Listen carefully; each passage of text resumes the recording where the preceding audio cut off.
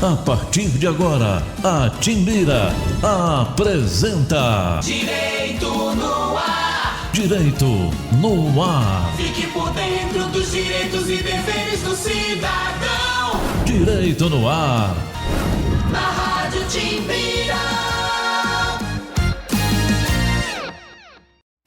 No ar, Heraldo Moreira, comunicando.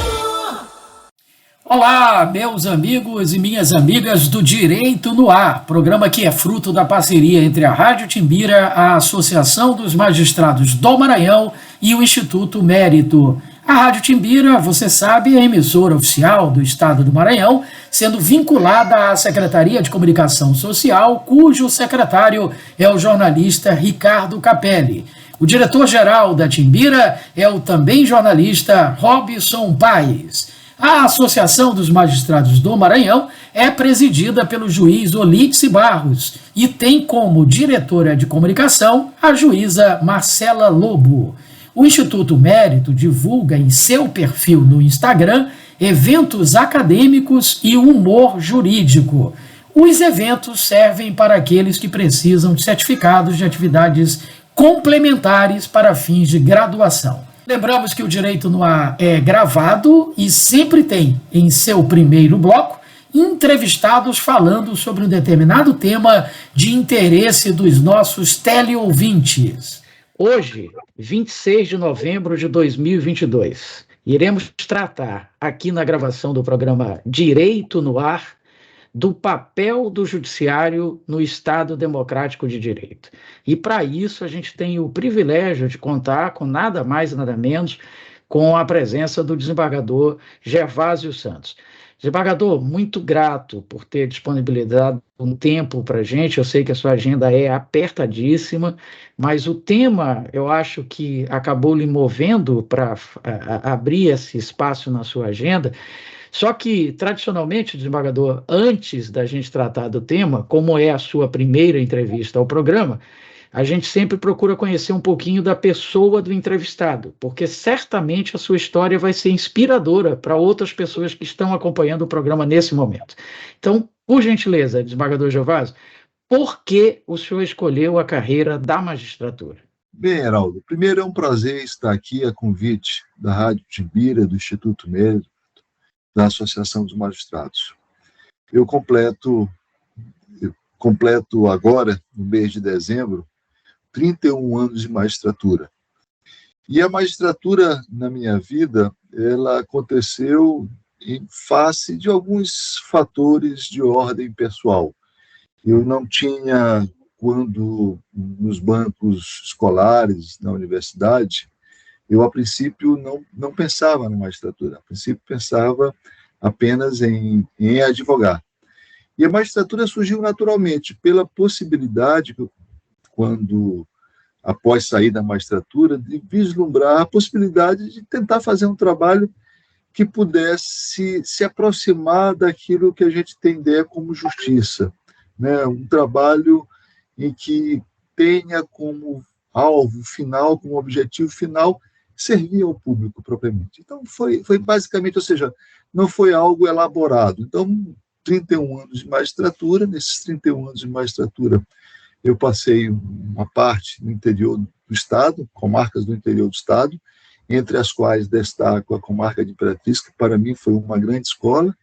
Ao chegar em São Luís, passei por diversas unidades judiciárias e também tive a oportunidade, e sou muito grato aos meus amigos, aos meus colegas magistrados, de presidir a Associação dos Magistrados do Maranhão por 4 mandatos, né, intercalados, mas por 4 mandatos. Isso também me possibilitou de participar do associativismo nacional. Eu fui diretor da Associação dos Magistrados Brasileiros, disputei em 2 oportunidades a presidência daquela entidade, não obstante não tenha logrado êxito, tido sucesso, mas tive a rara oportunidade de conhecer o Poder Judiciário brasileiro. Então, eu posso dizer que talvez seja uma das poucas pessoas nesse país que conhece todo o Poder Judiciário brasileiro com profundidade. Eu visitei todos os estados, visitei todas as sedes de todos os tribunais de justiça em todos os estados, os principais fóruns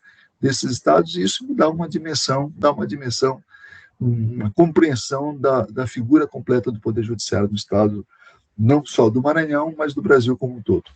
Que maravilha. Agora, desembargador Gervásio, há 31 anos, o concurso para o ingresso na magistratura não era igual, obviamente, ao que ocorre hoje. Então, a gente não pode usar a receita do bolo de 31 anos para hoje. Mas que conselhos o senhor daria para aquelas pessoas que estão pensando em ingressar na magistratura atualmente? Olha, eu acho que o primeiro aspecto que deve ser levado em consideração é o fato de que o candidato ao concurso de juiz deve considerar que a magistratura não é apenas um mero emprego. A magistratura, a meu ver, é mais do que isso, é uma missão. Uma missão de prestar um serviço à sociedade, ser um garantidor do Estado democrático, um garantidor do Estado de Direito. E hoje, os concursos realmente estão muito mais complexos do que eram há 31 anos atrás, bem como a concorrência. Recordo-me que a concorrência do meu concurso não chega nem próxima da concorrência dos dias atuais. Mas, de qualquer maneira, eu tenho a impressão de que é muito importante que aqueles que pretendem fazer concurso à magistratura, que estejam antenados com as decisões judiciais, sobretudo dos tribunais superiores, porque hoje a própria doutrina ela tem a preocupação de ter esse olho, um olhar voltado ao como se comporta, como decide o Supremo Tribunal Federal, como decide o Superior Tribunal de Justiça, e na área trabalhista, como decide também o Tribunal Superior do Trabalho. Então, o conselho que eu daria era não só ter um estudo contínuo em relação à doutrina, mas um olhar atento para as decisões dos tribunais superiores. Perfeito. Bom, então agora vamos ao tema do programa Direito no Ar de hoje, que é o papel do judiciário no Estado Democrático de Direito. Desembargador Gervásio, como a audiência do nosso programa ela não é restrita aos operadores do direito, pelo contrário, a grande maioria dos nossos ouvintes são pessoas que não têm um contato diário com o direito. Então, a gente sempre pede aos nossos entrevistados que sejam o mais didático possível. Então, vamos lá. O papel do judiciário no Estado Democrático de Direito. A gente acho que pode começar pelo final. O que seria esse tal Estado Democrático de Direito, desembargador? De uma forma simples, é um Estado em que as regras são respeitadas.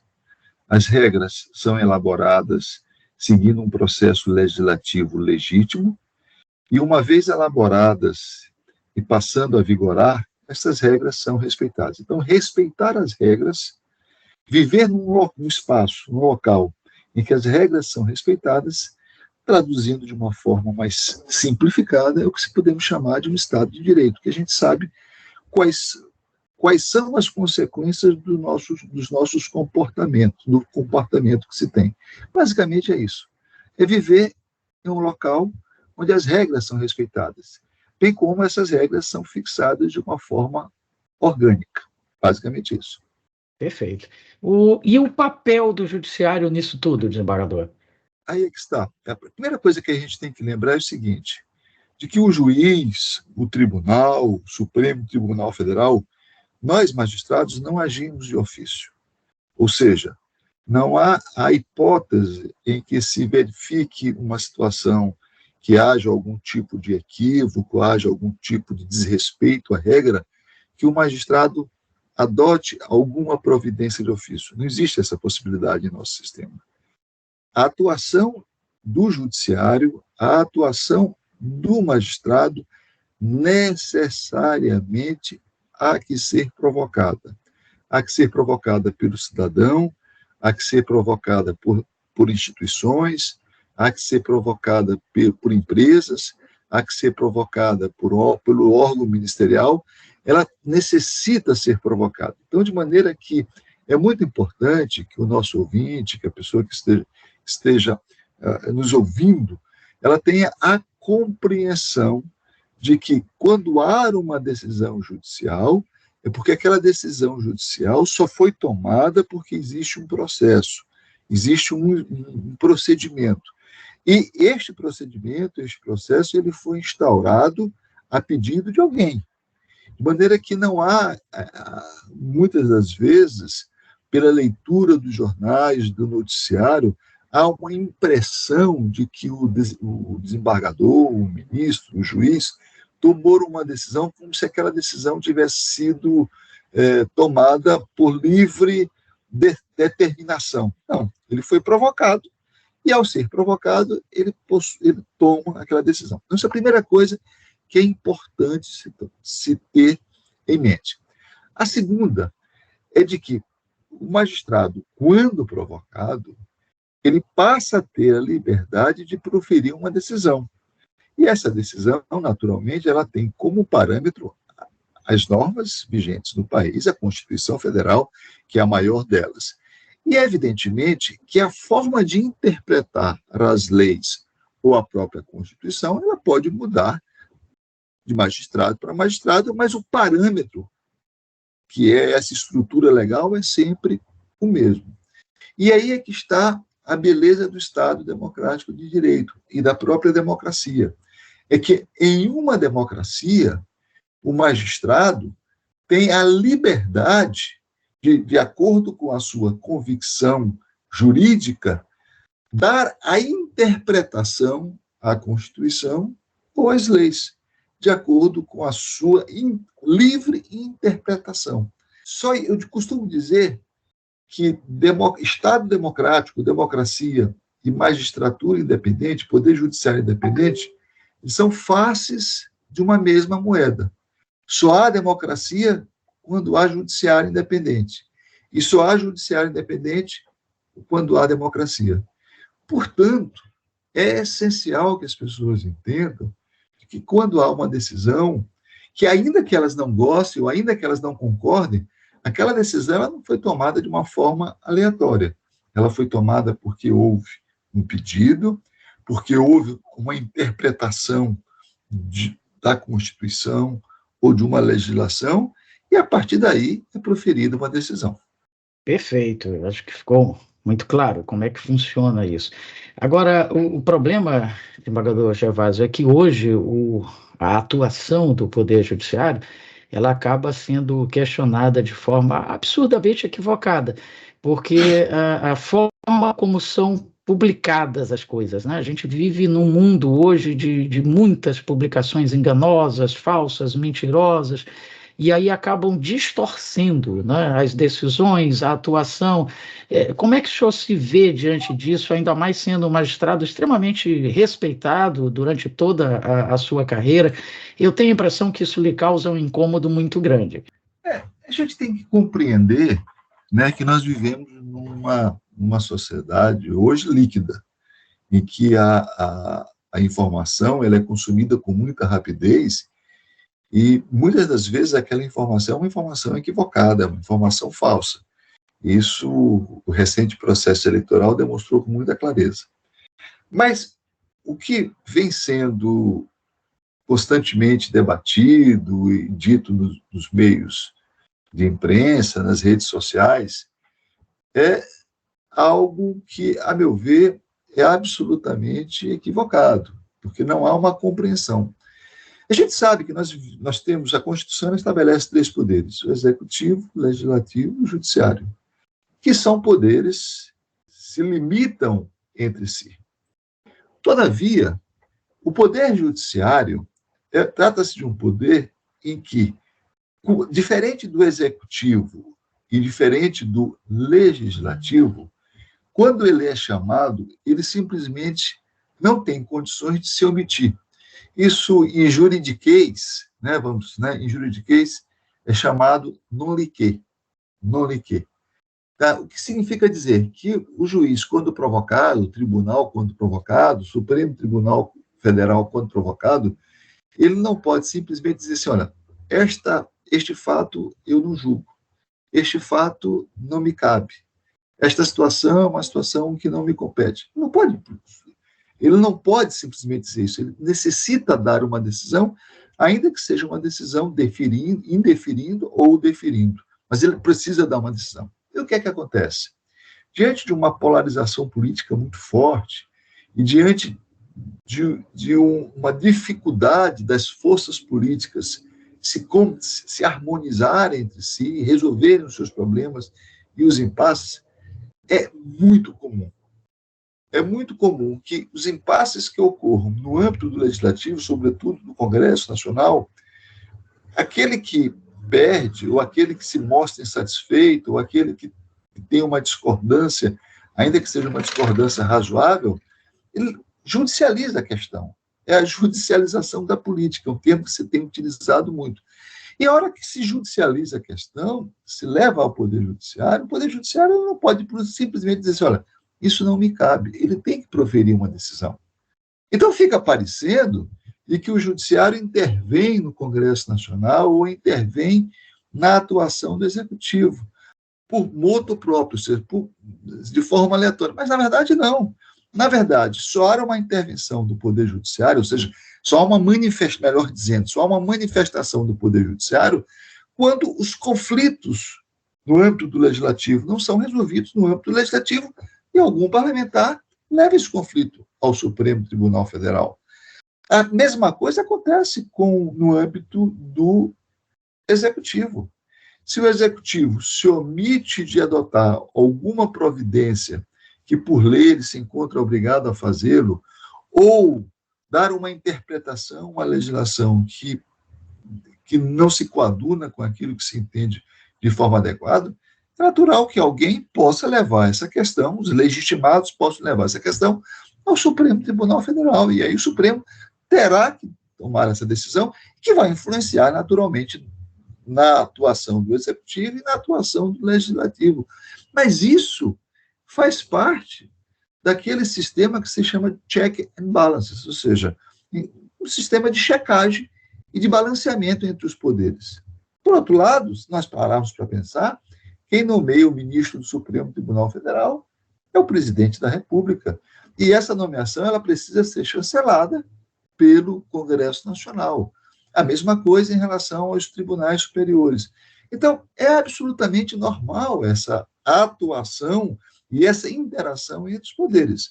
Agora, se nós temos um executivo que tem dificuldade de fazer uma boa interpretação dos dispositivos legais, se nós temos um legislativo que vive em conflito, sem dúvida nenhuma, o número de litígios que serão levados ao Supremo Tribunal Federal será muito maior do que se esses poderes funcionarem de forma harmônica entre si e de uma forma mais adequada. Maravilha. Estamos conversando com o desembargador Gervásio Santos, aqui no seu Direito no Ar, sobre o papel do Judiciário do Estado Democrático de Direito. Desembargador, durante uma fala anterior sua, e isso é lugar comum, o senhor associou a democracia à liberdade. E, de fato, é isso, né? Liberdade de escolha, desde que respeitados os limites legais, enfim, do magistrado ao decidir, da pessoa ao votar. Agora, o que às vezes as pessoas confundem, e eu gostaria de ouvi-lo a esse respeito, é que essa liberdade não é um direito absoluto. Assim como o magistrado tem limites, como o senhor disse, na Constituição, nas leis, o ser humano, o cidadão comum também, ele tem limites. A liberdade dele não pode ultrapassar, por exemplo, o interesse coletivo para que prevaleça o interesse individual dele. A liberdade dele não permite que ele cometa, mesmo quando manifestando opiniões, cometa crimes, defendendo ideias que são consideradas criminosas. Como é que o senhor analisa isso tudo? Geraldo, não há direito absoluto. Todo direito ele é relativo. Não há direito absoluto. Como também não há liberdade absoluta. O próprio magistrado, quando ele se debruça sobre uma determinada ação, precisa proferir uma decisão, ele tem alguns parâmetros. Então, a liberdade dele é o que se chama de liberdade vinculada. É vinculada a esses parâmetros. É vinculada à Constituição Federal, é vinculada às leis. Por exemplo, um juiz, um magistrado, não pode, em sua decisão, decretar a pena de morte. Porque isso não tem amparo na lei da Constituição, né? E, naturalmente, em todo o sistema jurídico. Então, ele não tem a liberdade, nenhuma liberdade é absoluta. A mesma coisa em relação à liberdade de expressão. Nenhuma liberdade, inclusive a de expressão, ela é absoluta. Tudo aquilo que transborda para a ilegalidade, né, deixa de ser garantida pela lei, pela Constituição, e tudo aquilo, né, tudo aquilo, inclusive a liberdade de expressão. Então, na medida em que se prega sobre o falso argumento da liberdade de expressão, a destruição do Estado democrático, a instituição de uma ditadura, a declaração de um golpe militar, o não reconhecimento do resultado eleitoral, o não reconhecimento da autoridade das decisões judiciais, todo esse discurso, ele transborda a ilegalidade. Então, não se justifica o argumento de que eu tenho a liberdade de me manifestar contra o Estado Democrático de Direito. Não. Até porque só se tem liberdade no Estado Democrático de Direito, né? Então, é até um contrassenso em si mesmo. De maneira que há uma deturpação desse conceito de liberdade. A liberdade, ela tem que vir sempre com responsabilidade. É evidente. Eu poderia, eventualmente, fazer algum ataque a uma pessoa A, B, C ou D, mas esta liberdade de me expressar de uma forma equivocada, de me expressar de uma forma que transborde a legalidade, vai gerar consequências. Se eu vier ao seu programa e fizer um ataque injustificado a uma determinada figura, a figura A ou a figura B, naturalmente aquela pessoa terá o direito de adotar as providências legais cabíveis contra mim. Poderei responder no âmbito civil, né? E até mesmo no âmbito criminal. Então, a liberdade, ela não é absoluta em nenhum segmento, né? Então, eu não tenho liberdade para atacar a democracia, eu não tenho liberdade para atacar o Estado de Direito, eu não tenho liberdade para atacar as instituições. Isso não é liberdade. Isso tem outro nome. Perfeito.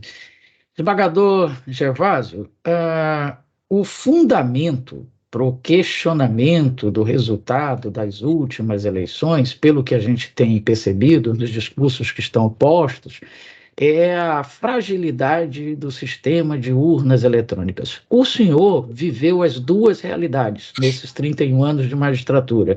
O senhor viveu a realidade das urnas escritas, de papel, as cédulas escritas, e o senhor vive ainda a realidade da urna eletrônica. O que o senhor pode dizer para o nosso ouvinte a esse respeito? Beraldo, excelente pergunta. Eu tomei posse no ano de 1991. Já em 1992, eu presidi a eleição no município de Rosário, que envolvia outros municípios. Em 93, eu presidi o plebiscito do parlamentarismo e presidencialismo. Em 94, eu presidi a eleição geral. Ainda em 94, eu presidi o plebiscito da criação do município de Bacabeiras. Em todos esses pleitos, era cédula de papel. E posso dizer aos seus ouvintes de que era extremamente difícil o processo eleitoral. Me recordo que em 92 a eleição ocorreu no domingo, e nós só conseguimos concluir a apuração na sexta-feira, com todas as dificuldades inerentes a esse processo. Todas as dificuldades. Inclusive, me recordo, na oportunidade, ter sido obrigado a dissolver uma turma apuradora em função das dificuldades daquela turma em apurar de forma correta. Em 96, a eleição municipal de 96, foi instituída as urnas eletrônicas. E eu era, naquela oportunidade, juiz de Imperatriz, titular da 33ª Zona Eleitoral. E eu não sei se você vai se recordar, mas quando foram introduzidas as urnas eletrônicas, somente nas capitais e em algumas cidades, e uma das maiores cidades é que nós tivemos a introdução do voto eletrônico. Então, no caso do Maranhão, foi apenas São Luís e Imperatriz. E eu posso dizer aos seus ouvintes, de alguém que tem 31 anos dedicado à magistratura, mudou-se da água para o vinho. De lá para cá, de 1996, já se vão aí mais de 26 anos. Nesses 26 anos, e em todas as oportunidades que eu tive de atuar como juiz eleitoral neste período, nunca, absolutamente nunca, houve nenhum problema com as urnas eletrônicas, nenhuma dificuldade, nenhum tipo de desconfiança. Infelizmente, esta desconfiança ela foi plantada apenas recentemente e por conta de uma figura política que conseguiu, através das redes sociais, através de mensagens que não são verdadeiras, conseguiu disseminar a dúvida sobre as urnas eletrônicas. Mas eu posso garantir, e aqui eu coloco toda a minha história, garantir de que nós temos um sistema eleitoral absolutamente confiável. De maneira que, a meu ver, atentar contra o resultado do processo eleitoral é, a meu ver, um atentado contra a própria democracia. Maravilha. Bom, desembargador Gervásio, papo extremamente agradável, elucidativo, esclarecedor, empolgante, mas a gente tem um limite de tempo. Nenhum direito, inclusive esse, é absoluto, como o senhor nos ensinou. Então, fica agora o espaço só para as suas considerações finais e a gente lhe agradece mais uma vez pela sua disponibilidade. Eu acho que nós vivemos num país em que as instituições precisam se aperfeiçoar. Isso também vale para o judiciário. O serviço prestado pelo judiciário é um serviço que ainda é aquém do desejado pela sociedade, sobretudo no que diz respeito no quesito da celeridade. Mas eu posso dizer que nós estamos no caminho certo. Eu vejo, quando comparo o judiciário que eu ingressei aqui no estado do Maranhão e o judiciário de hoje, não há sequer parâmetros. Nós estamos muito melhores, nós avançamos muito. Evidentemente que ainda não chegamos à perfeição, nem sei se nós algum dia chegaremos à perfeição. Mas eu posso dizer aos seus ouvintes, posso dizer a você, de que tem se trabalhado muito. Hoje eu integro o Tribunal de Justiça e consigo enxergar, sobretudo na direção do Tribunal de Justiça, uma vontade muito grande de acertar, uma vontade de atender aos interesses republicanos da sociedade. E a mensagem que eu poderia deixar aos seus ouvintes é que confiem no judiciário, confiem nos juízes brasileiros, confiem nos juízes maranhenses. Eu posso assegurar aos senhores e às senhoras que são homens e mulheres comprometidos, em sua imensa maioria, com uma prestação jurisdicional de qualidade e célere. Eu acho que é essa a mensagem que eu posso passar a todos e a todas. Não podia ser melhor. Desembargador, lhe agradecendo mais uma vez, destacando que conversamos aqui no Direito no Ar sobre o papel do judiciário no Estado Democrático de Direito com o desembargador Gervásio Santos, do Tribunal de Justiça do Maranhão. Faremos agora um rápido intervalo, mas logo estaremos de volta com o seu Direito no Ar. Continue conosco. Estamos apresentando Direito no Ar. Direito no Ar. Fique por dentro dos direitos e deveres do cidadão. Direito no Ar. Na Rádio Timbira.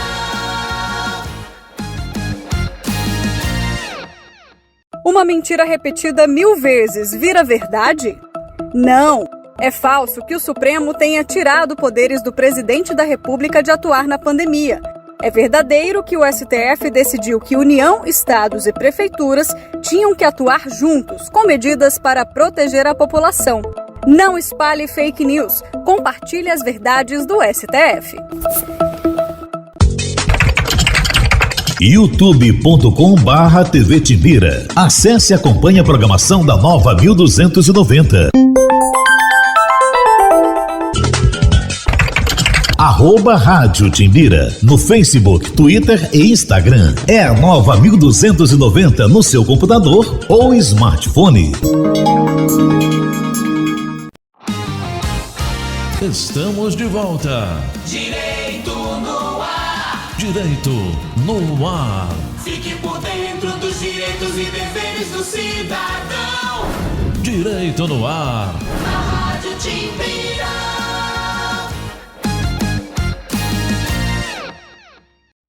No ar, Heraldo Moreira, comunicando. Estamos de volta aqui pela Rádio Timbira com seu Direito no Ar, em parceria com a Associação dos Magistrados do Maranhão e o Instituto Mérito. No segundo bloco, nós temos programas produzidos pelo Conselho Nacional de Justiça, sempre com temas relevantes e atuais. Acompanhe! Olá, está no ar mais uma edição do Link CNJ. Aqui você acompanha assuntos da justiça que impactam o seu dia a dia em reportagens e conversas exclusivas com personalidades do mundo jurídico. E hoje vamos conhecer melhor um modelo penal alternativo conhecido como APAC, Associação de Proteção e Assistência aos Condenados. É um sistema já maduro, com mais de 60 unidades pelo país e que apresenta resultados importantes. Vamos ver na reportagem de Marco Aurélio Franco. A produção é da Assessoria de Comunicação Social do Tribunal de Justiça de Minas Gerais. Nem de longe se parecem com as tradicionais penitenciárias brasileiras. Os muros são relativamente baixos. Guaritas com guardas ou policiais armados não são necessárias. É difícil alguém querer fugir de uma APAC. A APAC significa Associação de Proteção e Assistência aos Condenados. É um modelo de prisão humanizada, onde os presos são chamados pelo próprio nome. Genericamente não são presos, e sim recuperandos. No caso dessa unidade, são recuperandas da APAC feminina de Belo Horizonte, que a gente vai conhecer agora. Foi a Chayene que nos guiou na visita que fizemos à única APAC feminina de Belo Horizonte, com capacidade para 150 recuperandas nos regimes aberto, semiaberto e fechado. A minha função aqui dentro é olhar os problemas das recuperandas e levar lá para dentro para eles, organizar, manter a organização, a disciplina. Nesse modelo prisional humanizado, as recuperandas têm garantia de assistência à saúde, apoio jurídico, espiritualidade, contato com as famílias, estudo e foco no trabalho. Trabalho excelente, né? Que você não fica, não tem tranca, né? Igual vocês viram. É o dia inteiro trabalhando, isso ocupa muito a mente da gente. Faz a gente se sentir um pouco menos presa.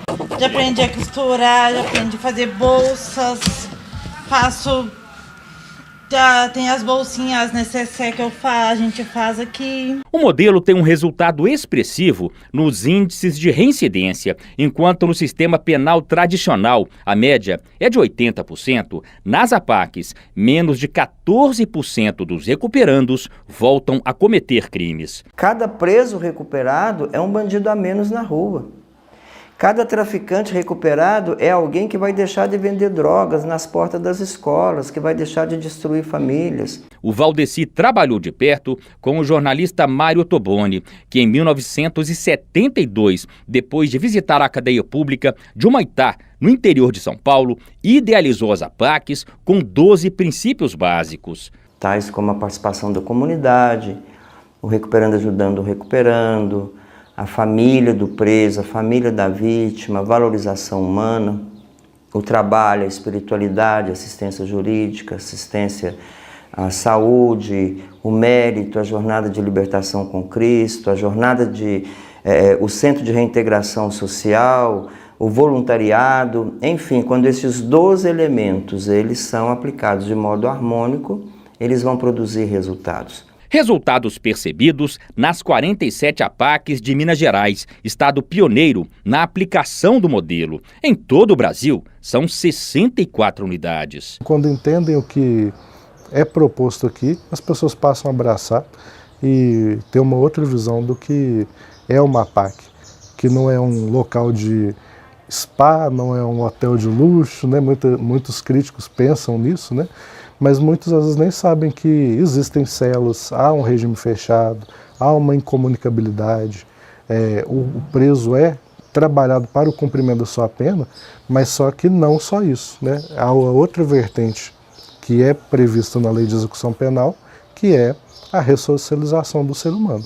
A mais nova APAC de Minas foi inaugurada em Almenara, no Vale do Jequitinhonha. Esse sujeito que entrou aqui cabisbaixo, desvalorizado, possa sair com uma educação e uma profissionalização que o permita retornar ao seio de sua família, fazer ali a diferença e, por último, a sociedade civil, sendo uma pessoa útil a essa sociedade. Para falar sobre o assunto, eu converso agora online com Gabriel Sampaio, coordenador do Programa de Enfrentamento à Violência Institucional da Conectas. A Conectas é uma ONG que lida com direitos humanos.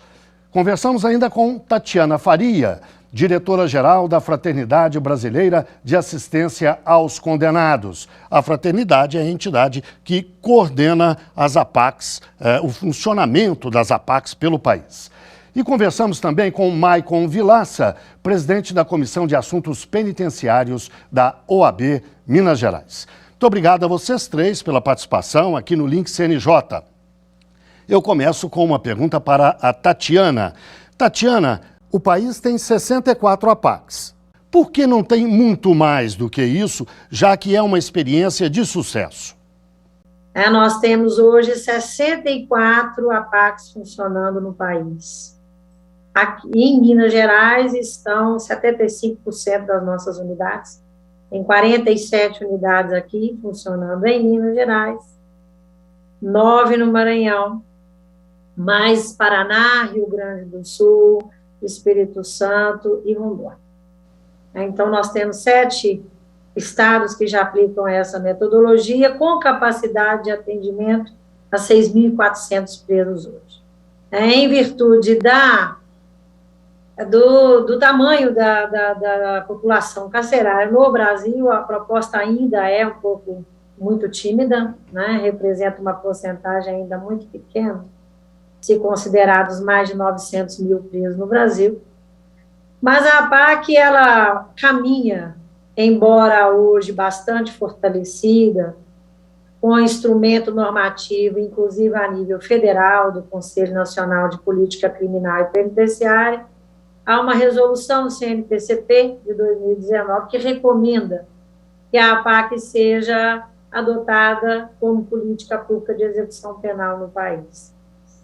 Mas o investimento ainda é tímido porque ele representa uma mudança muito grande de paradigma. Primeiro, que é uma unidade prisional sem armas e sem polícia penal. É um instrumento de participação social na execução penal. Então, a gestão das nossas unidades prisionais, ela é feita pela sociedade civil.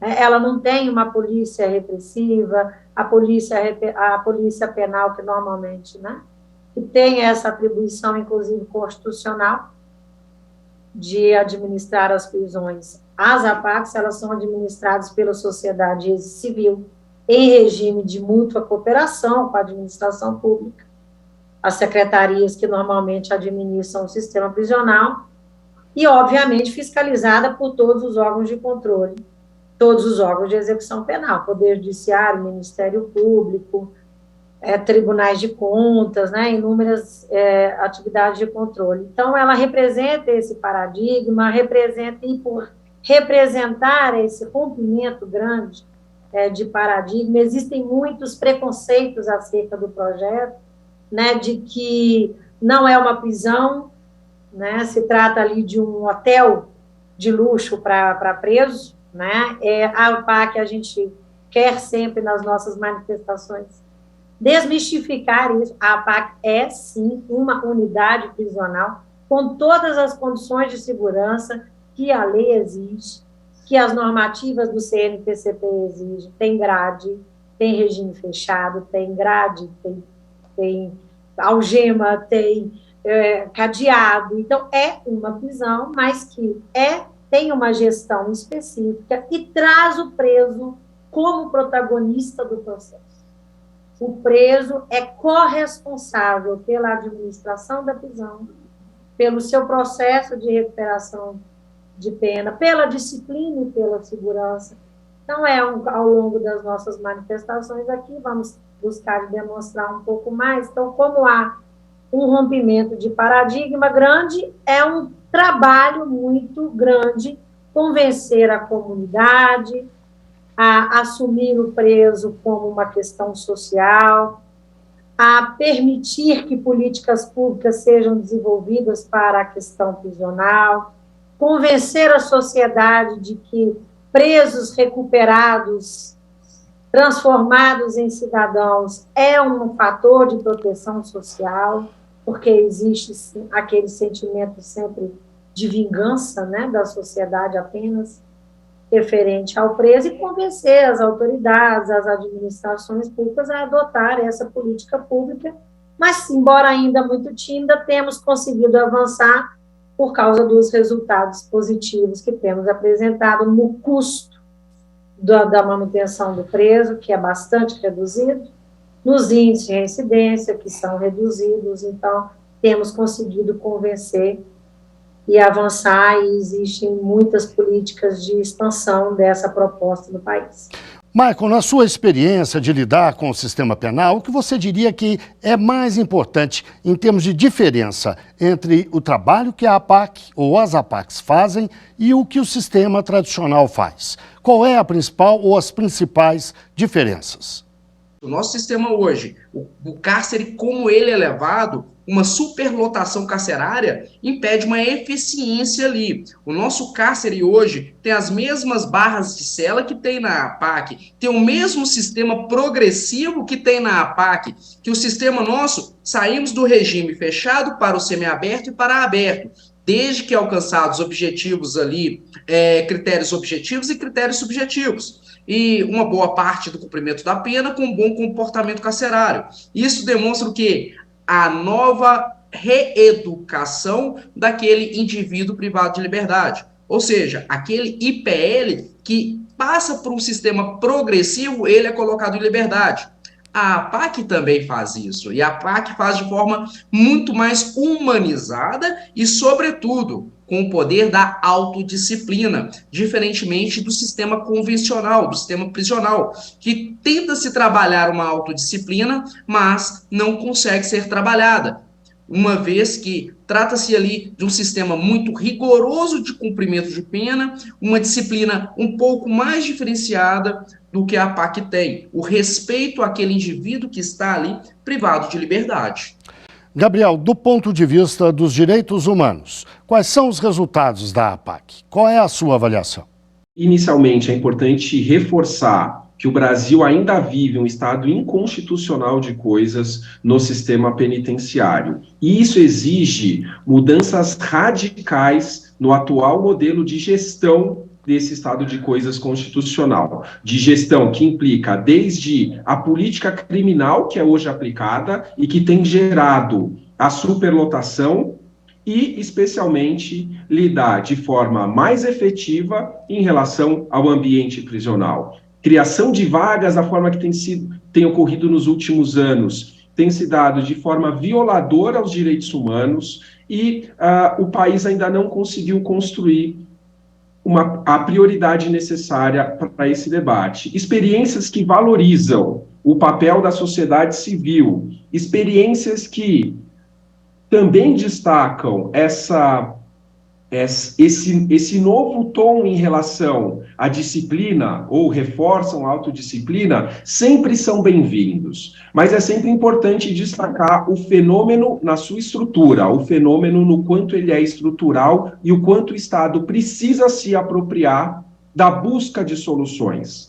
Então, evidentemente, é importante reforçar os elementos que indicam a participação da sociedade civil, que indicam a autodisciplina e que reduzem o tom dessa noção repressiva que é aplicada no cárcere, mas que as respostas estruturais precisam ser apropriadas pelo Estado.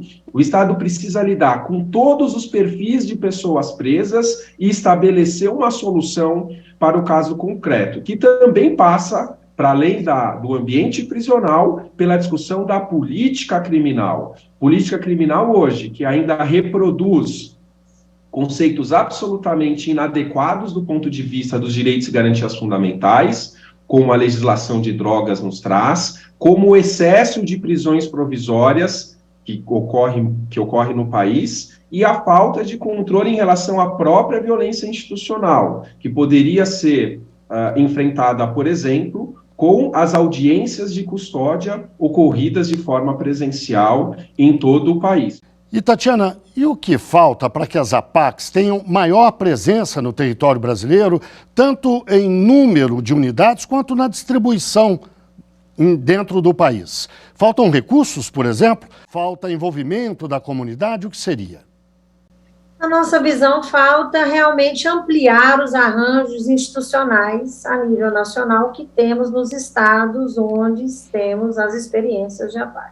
Então, a APAC hoje é uma realidade, é política pública de execução penal, e com regramento legislativo, né, nós temos legislação em cada estado onde funciona a APAC, tem uma legislação que reconhece as APACs como unidade prisional daquele sistema estadual, né, o sistema estadual prisional. Nós temos hoje a legislação do CNPCP, que recomenda a ampliação, e temos hoje um projeto piloto no DPEM Nacional, que está construindo novos centros de reintegração social, 6 novos centros de reintegração social, e aparelhando mais 2, com todos os equipamentos necessários. Esse projeto chama-se Projeto Ressocializa, que quer estabelecer uma experiência piloto para avaliação dessa política pública e para a expansão dessa política pública no país. Então, nós precisamos ampliar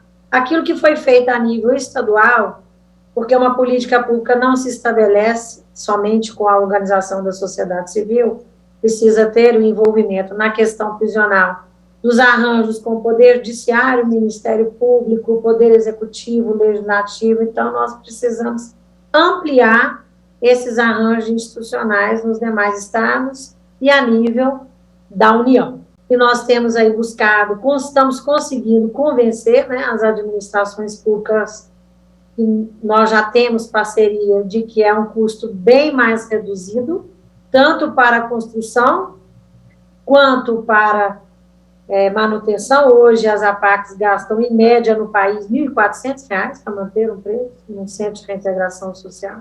Contra quanto do preso no sistema tradicional? Cerca é quanto? de 4 mil no sistema convencional. Aqui em Minas Gerais, se for considerar a PPP, é R$6 mil, né, o custo per capita. Então, temos, em termos de gestão pública, muitos números também para convencer os administradores.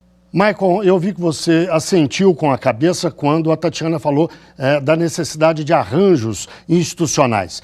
Como é que se faz exatamente esses arranjos? E um complemento à pergunta, e do ponto de vista legal, precisaria haver algum ajuste na legislação para que as APACs pudessem se multiplicar?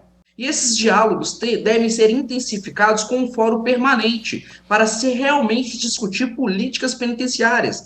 E a APAC é uma política de execução penitenciária que vem dando certo. Só que os atores que devem ser unidos dessas instituições, eles devem ali trabalhar com uma boa vontade para buscar o melhor para a sociedade. E hoje é muito difícil quando nós falamos de punição. Falou em direitos humanos, parece que nós estamos falando ali, como a Tatiane deixou bem claro, de hotel para o IPL. E não é isso que nós queremos. Punir é civilizatório, punir é necessário. Nós não buscamos, em momento algum, questão de impunidade. Nós temos uma lei de execuções penais maravilhosa, uma lei que é uma das 5 melhores de todos os países que vão discutir execução penal. Que, contudo, nós devemos ali fazer marcos regulatórios para trabalhar a forma, não só a forma de criação, mas também do reconhecimento do sistema APAC. Porque uma coisa é ter, outra é reconhecer, tanto pelos atores políticos, bem como pela sociedade. E isso demonstra, com uma legislação trabalhando isso, a forma de reconhecimento democrático. E, Gabriel, a gente acaba de ver a eleição de um novo presidente, de um novo governo. Qual é a estratégia de quem lida com direitos humanos para conseguir que esses direitos prevaleçam no sistema penal brasileiro? Obrigado pela pergunta. Eu reforço que a busca pelas saídas estruturais acaba sendo a tática mais efetiva para que modelos, seja pela APAC, seja qualquer modelo que reforce a autodisciplina, a supremacia dos direitos humanos, a participação social, só será bem-sucedido quando a prioridade do Estado, do poder público e de toda a sociedade seja enfrentar os problemas estruturais.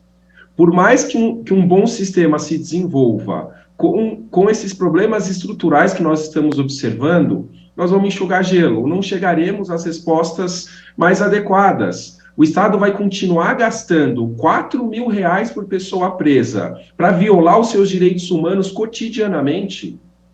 Na estrutura do sistema, há problemas que são imensos e com um custo para o Estado que é também imenso, sem trazer nenhum retorno para a pessoa presa.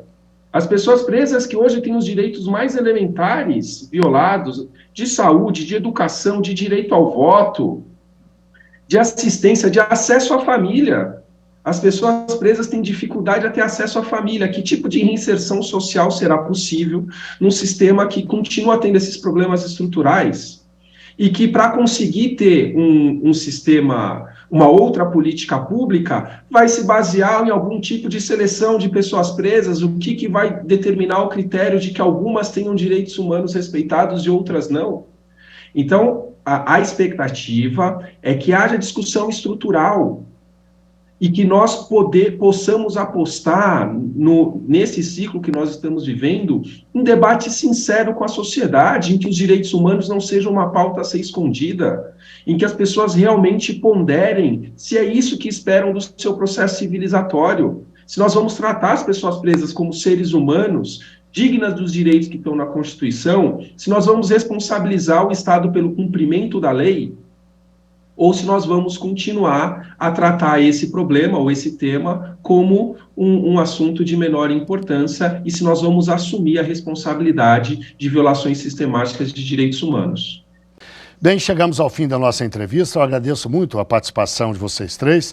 Agradeço a participação de Gabriel Sampaio, coordenador do Programa de Enfrentamento à Violência Institucional da Conectas, uma ONG que lida com direitos humanos. Agradeço a Tatiana Faria, diretora-geral da Fraternidade Brasileira de Assistência aos Condenados, e ainda ao Maicon Vilaça, presidente da Comissão de Assuntos Penitenciários da OAB de Minas Gerais. Vamos ao quadro Uma História. Aquele momento em que um juiz ou uma juíza conta um caso que marcou a carreira dele ou dela. Confira a história de hoje. Meu nome é Gláucia Ellen Maia de Almeida, eu sou juíza titular da 2ª Vara Criminal e também responsável pela execução penal aqui na comarca de Bacabal, no Maranhão.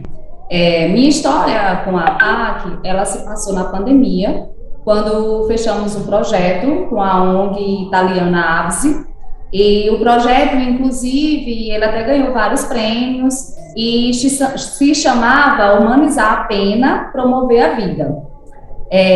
Nesse projeto, a APAC de Bacabal, ela ganhou 7 máquinas industriais de costura, e os recuperandos produziram cerca de 45.000 máscaras, e distribuíram para a população carente aqui da região. O projeto durou uma média de 3 meses. Né? Com isso, os nossos recuperandos da APAC, eles se sentiram muito úteis, muito satisfeitos em poderem, de alguma forma, colaborarem com essa época, né, que nós estávamos passando, tão crítica, tão sensível. Então, assim, eles demonstraram muita satisfação em poder ajudar de alguma forma.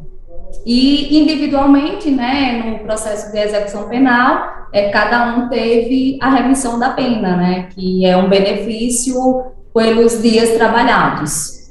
Então, após também o fim desse projeto, nós continuamos com a unidade de malharia e produzimos outras máscaras com doações feitas por empresários da região até o fim da pandemia, e também são produzidos fardamentos para o sistema comum penitenciário. Bem, chegamos ao fim de mais um Link CNJ. Muito obrigado a você que esteve com a gente até agora e até o próximo programa. E a gente lembra que caso você queira participar do nosso programa, apesar dele ser gravado, você pode fazê-lo com suas críticas, dúvidas ou sugestões pelo nosso e-mail amaimprensa@gmail.com. AMA, imprensa, tudo junto, @gmail.com. Voltaremos semana que vem com o seu Direito no Ar, um programa da Rádio Timbira, a Associação dos Magistrados do Maranhão e Instituto Mérito. Até lá e muito grato por sua audiência. Você acabou de acompanhar mais uma atração da Timbira AM. Direito no Ar. A primeira do Maranhão. Timbira.